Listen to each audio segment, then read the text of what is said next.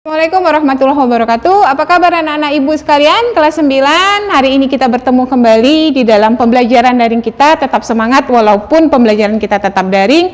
Hari ini kita melanjutkan pembelajaran kita di semester genap.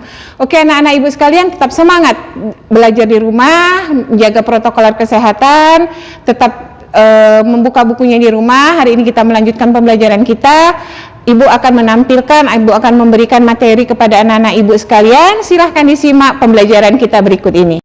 Baik anak-anak ibu sekalian, kita melanjutkan pembelajaran kita kembali di dalam semester baru ini ya. Kita belajar masih tetap daring, tetap semangat anak-anak ibu untuk pembelajaran kita di semester genap ini.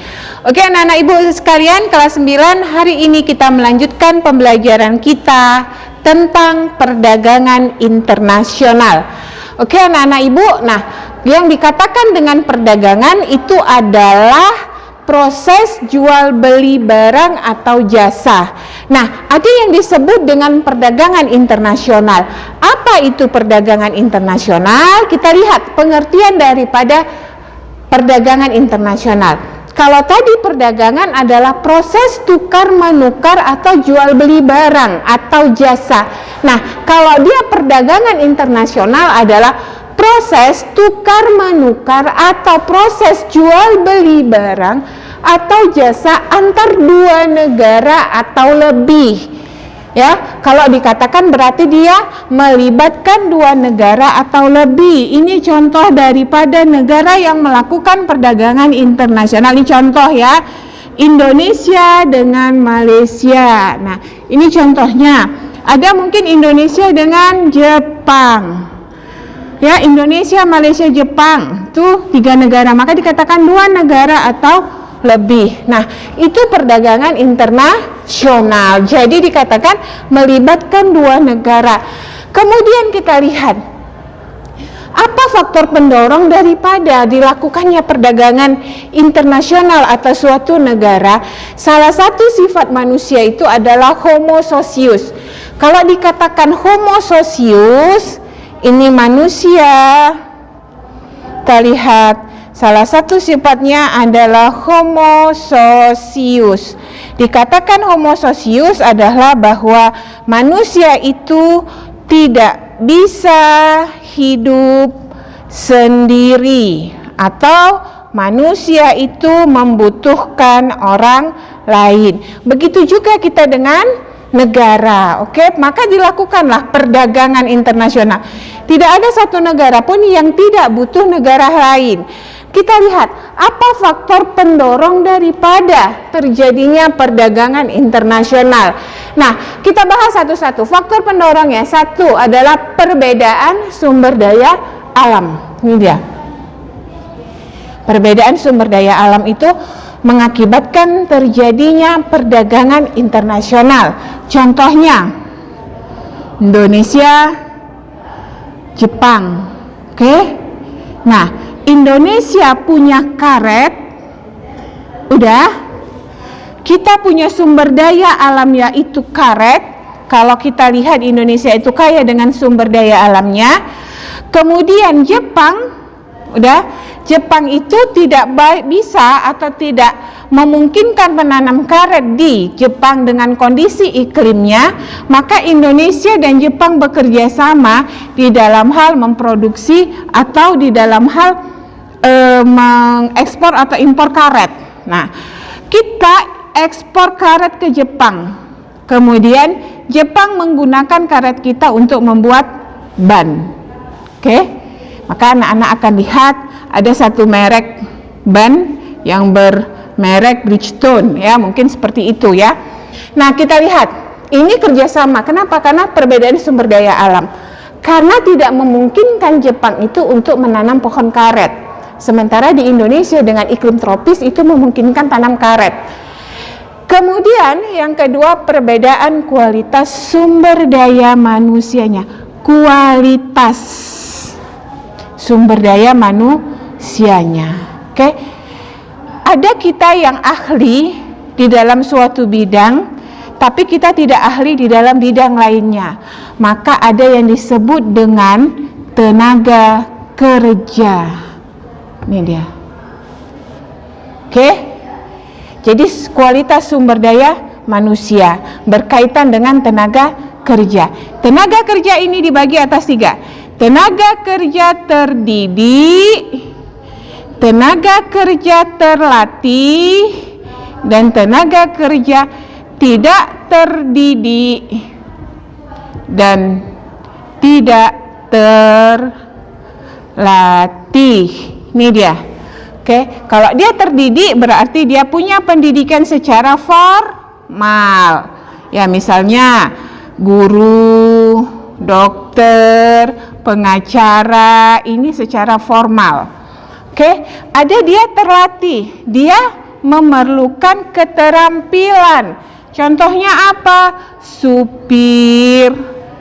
Kemudian apa lagi?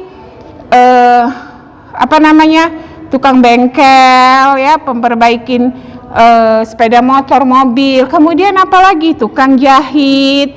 Nah, ini tenaga kerja terlatih. Ada dia tidak terdidik dan tidak terlatih. Dia tidak punya pendidikan dan tidak punya pelatihan, tapi dia bisa kerja. Semua orang bisa melakukannya tanpa harus ada pendidikannya, tanpa harus ada pelatihannya atau keterampilannya. Apa misalnya? Ya, misalnya itu cleaning service. Ya, ini cleaning service, pahamlah anak-anak ya. Kemudian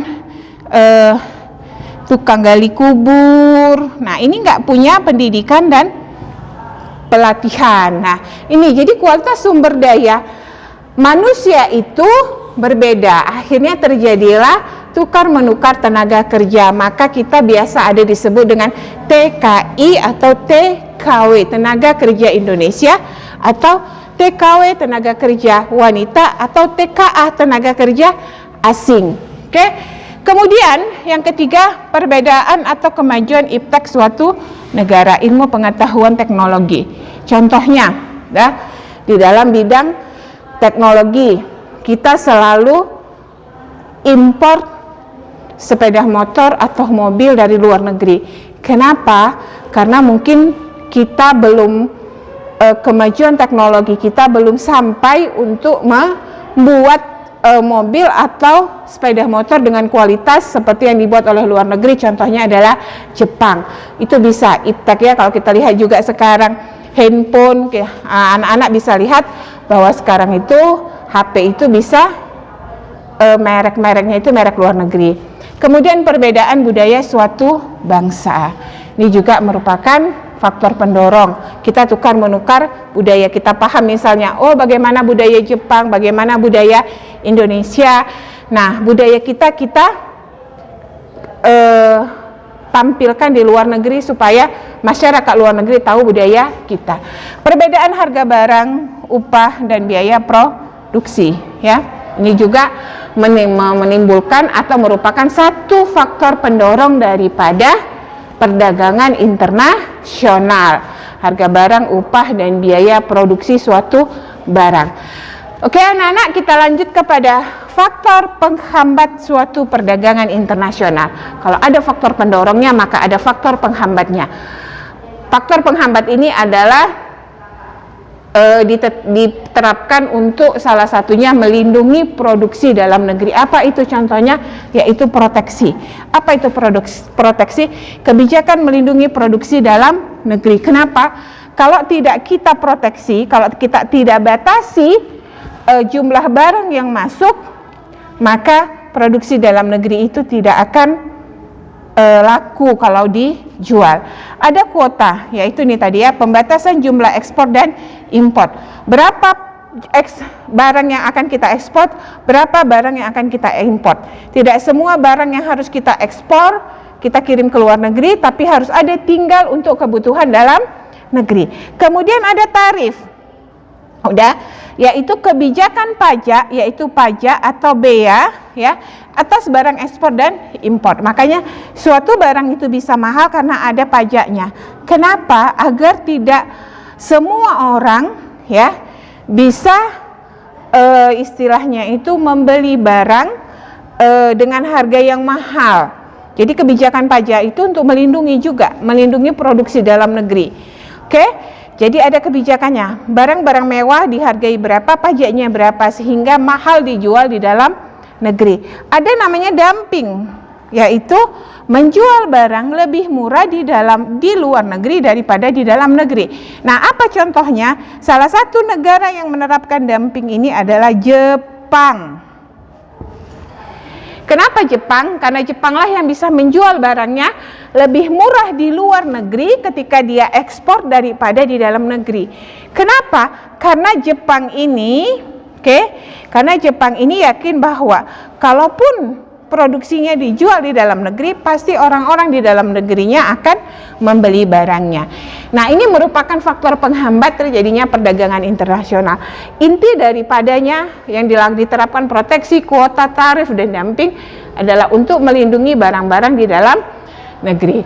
Oke, anak-anak ibu sekalian, untuk pertemuan kita kali ini, maka untuk sementara perdagangan internasional hanya ini yang bisa Ibu sampaikan ya. Jadi anak-anak bisa mengulangnya lagi, apa itu pengertian perdagangan internasional, apa itu faktor pendorong daripada perdagangan internasional, dan apa itu faktor penghambat daripada perdagangan internasional. Oke anak-anak Ibu sekalian, sampai sini pertemuan kita pada kesempatan kali ini. Selamat belajar. Ibu akhiri dengan Assalamualaikum warahmatullahi wabarakatuh.